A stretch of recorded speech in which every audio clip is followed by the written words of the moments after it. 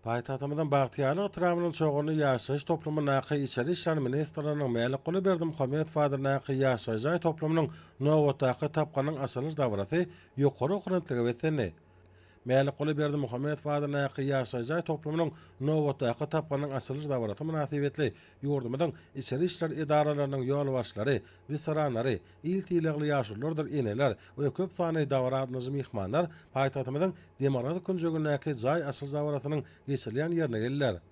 Dawratnyjlar ýol orna harby wasaky çağajyklaryň türkmen alaway güjüklerini oýnadýan pursatlaryny synadylar.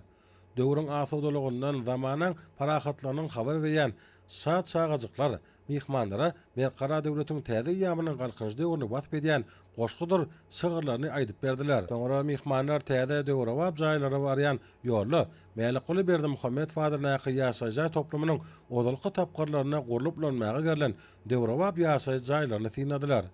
Davranyň dowamyna bu täze binany gurmakda has tapawutly zähmet çeken guruluşçylary hormatly prezidentimiň adyndan sowgatlar goşurly. Şeýlede täze döwre wap jaýlaryň eýlerine açylar goşurly. Täze jaýlaryň eýleri şular ýaly döwre wap jaýlary sowgat eden hormatly prezidentimiň arkadaly gahrman serdarymyz indi türkmen halkynyň milli lideri, Türkmenistanyň halk maslahatynyň başlygy gahrman arkadamyza alkyş hem hoşallyk söz aýtdylar.